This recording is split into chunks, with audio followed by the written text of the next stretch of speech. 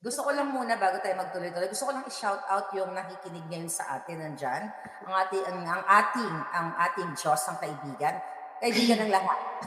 Kaibigan ng lahat, Diyosa ng bayan. Okay, so sabi mo kanina, nagtayo ka ng restaurant, yun yung White Opo, House. opo. Alright? At doon mo nakita, 'di ba, si Bongbong Marcos na sumisinghot ng pulburon. 'Yan, Okay? sa CR. Sa CR. Okay, okay, sa Opo, CR. So, the oo. same the same statement, Yeah, hindi ka nagbago. Okay, balikan ko oo. yung, pangyayari na yun. Kasi mga kababayan, off-cam, okay, off-cam, sinabi ni Miss Cathy sa akin na yung pulburon pala na term ay ginagamit na ng mga grupong ito. Pakisabi mo sa taong bayan, ano yung Pulburon Boys? Ano yung Yeah. Pulburon Boys Group? Even before pala tayo na nag-vlog, mga kababayan, I talk about Pulburon, si Miss Cathy ay meron na pala talagang grupo na Pulburon Boys. Tell us about it, Miss Cathy. Okay. Kasi, 'di ba remember na-interview mo ako and everything? So, Uh-huh. somebody called me, ang alam mo to be talaga ang daming tumawag sa'kin, eh. I Ang know, daming okay. tumawag sa'kin, like common friends and everything, ang dami. And talagang sabi nga nila sa'kin, "Alam mo hindi ka naman nagsisinungaling." You know, parang public naman 'yan. Parang wala nga silang pakialam, eh. Alam ng lahat ng tao niyan. So, parang yung magdidepensa sa kanila nakikinabang kasi. So, That's parang true. nakikinabang or natatakot matanggal sa posisyon, sabi nila. Or like, siyempre may business with them. Sabi ko, "Oo naman." Alam mo, sabi niya, pero alam mo way back talaga, yung pulburo na 'yan, 'di na 'yan bago. Natatawa daw sila sa'yo. Kasi saan mo raw nakuha yung pulburon? Kasi Bakit sabi ba? niya yun daw talaga yung term. You know what? When you try to think about it, ina-align talaga ng Diyos, eh. Alam mo yun? Yung mga terminologies, yung mga Yes, pangyayari, no? yes, oo, inalign talaga ng Panginoon. So, So, sabing 'di ba yeah, go ahead, go ahead. 'di ba sabi nga kapag Diyos na ang naggumalaw, hindi mo na mapipigil, eh, 'di ba? Mhm. Mm. So, Pulburon Boys, para lang ding Voltes 5. Tama ba? Mm, correct, So, 'di ang ba? Pulburon Boys, nag-upgrade to Voltes 5.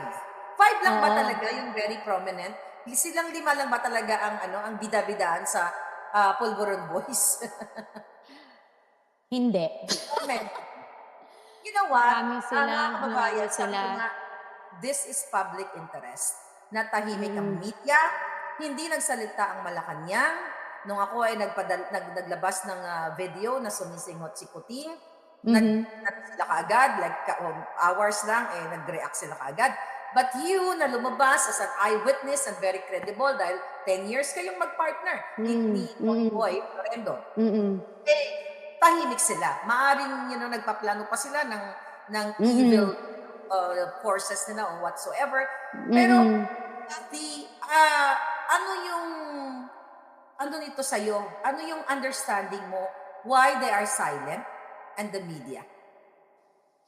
Well, I think kasi ang media, ang nafi-feel ko, they think I'm doing this for the Dutertes or like Mhm. I'm siding with the Dutertes, which is Okay. sad. Imagine, okay, imagine, I'm not really close with the Dutertes, okay? Wala ngang may alam na nung i-interview mo ako, 'di ba sinabi ko sa'yo 'yan? Parang Mhm. wala, only yung anak kong panganay. Alam mo 'yon? Yeah. So yun yung nangyari. So ako sana nakakalungkot kasi hindi sila nagsasalita kasi they know the truth. Alam nila na totoo yung sinasabi ko. Alam mo Mhm. yon na how can you, parang aalisin yung katotohanan na 10 taon ko silang siyang kasama, yung aking partner, which is very, very close to them.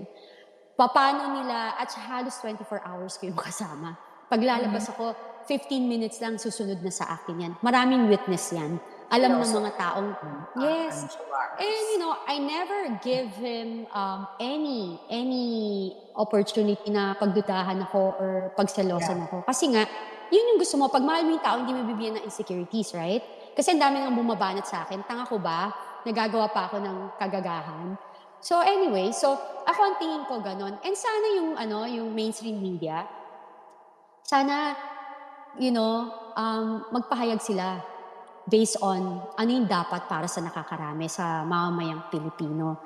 Hindi dahil ang feeling nila ayaw namin sa Duterte, ay ayaw namin i-support yan kasi si Sara ba giging next president pag ganon. You know what, guys? I don't care who will be the president. I don't care. All I wanted is like, mag-upo tayo ng tamang tao there. Yung wag yan ganyan, wag yung mga polvoronic, wag tayo napapaligiran ng mga, ano yung sabi mo, addictus benedictus, So, 'di ba? Parang, so, okay. you know what? Imagine lang, kung isa sa pamilya nyo, ganyan, hindi nyo alam baka isa sa pamilya nyo naggaganyan na, nagpupulburon na.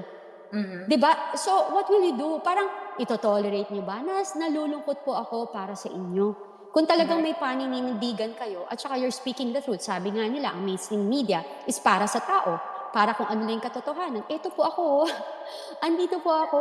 Hindi Tataya ng ko, hindi, buhay. opo, nagtataya ako ng buhay. So parang ano bang mapapala ko dito? Few years from now, they can kill me or whatever, but I believe that God will protect me. Kaya wala ko akong katakot-takot. So ano pong ginagawa nyo? Yung mga sikat dyan na mainstream media, yung mga newscaster na sikat dyan, ano pong ginagawa nyo? Why? Because Duterte?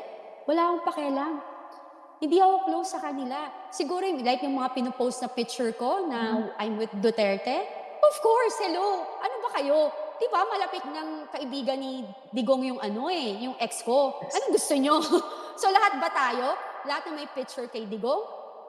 Troll niya na or bayaran niya na or whatever. Lahat naman kayo may picture din. Ano ba? Let's be I realistic know. here, 'di ba? Alam mo Yeah. 'yun? So, So yun yung 'yun. binabato sa'yo na, "O, bayaran ka ni Duterte." So, siyempre alam mo, pareho lang naman tayo binabato ng mga ganyan. Yes, Even before, nagsuportado ko si Bangag, bayaran din BBM. ako ni Bangag. So, nakita niyo naman. At Exactly. ganun pa Yeah. man, um, naapektuhan ka ba dito sa mga bato sa'yo? Never. They Good. actually, ini-inspire nila ako more. Kasi, alam mo, sabi nila, di ba, pag ang puno, puno ng Itik ang bunga, bunga, titik ang pinupukol. bunga, pinupukol. So, the Sana kung more na, maalindog like you. Para oo, maiba lang. para Dapat may iba sabi lang. alindog. Oo. Okay. Well, alam mo yon, obvious na obvious eh. Ba't nyo kaya attack? Di ba?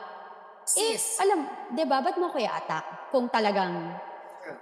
di ba, kung Siyempre, talagang, oh, wala ka bang nakarating sa iyo na information na, oh, eto, may plano sa iyo, may ganyan. Wala ka bang nararamdaman na, pag lumalabas ka, wala ka bang nagsasabi sa iyong instinct, iyong gut na parang medyo may something? wala. Wala, and I have that gift eh. And hindi rin nila gagawin sa akin. Kasi protected din talaga ako. Alam mo yon, ang dami. Alam mo 'yun, ang That's good. dami. I'm So, glad to hear that. And anyway, sabi mo nga, nung last interview, kung ano man ang mangyari sa'yo, nakakalat na yung 150 USBs, right? yes, and yung mga naiintriga ko ano yung laman ng USB, yung part of it, yung experience ko at saka yung mga taong involved, hindi lang yung first family, yung mga taong puwedeng manakit sa'kin and kung bakit, yung mga nakakasama nila sa gawaing ganyan, yung mga katiwalian na ginagawa nila na na-base sa aking nakuha. Um, Yun, kaya hindi ko po siya nilalabas now. Pero once something will happen to me, trust me. Kaya yung mga trolls and mga basher dyan, kayo po mag-ingat kasi baka biglang sumabog lahat sa pagmumukha nyo. Alam niyo yun? Wow. So, mahabog Oho. sa lahat ng that's big, I mean, that's big time, Mm, information pag nagkataon. mm, opo. Anyway, sa interview mo sa Pilipinas Nating Mahal, Mhm, binanggit mo, natanong ka ni Doc Lorraine Badoy, at doon, mm, nasagot mo na buong pamilya ng first family ay, alam mo, may personal knowledge ka na sila ay mm. nagpupulong.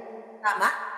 Opo, Paano mo opo. nasabi, Miss Cathy? Paano mo nasabi? Ah, Kasi nung nakaraan, sabi mo, inabutan ka ni Liza, mhm, naloka mhm, niya ng pulburon, sinabi niya sa'yo, "Do you want?" opo. Then, doon sa pangalawang interview mo kay Lorraine at kay attorney, um, sabi mo, buong pamilya. Paano ka nakakasiguro na buong pamilya? Kasi kaibigan po ng anak ko yung anak nila.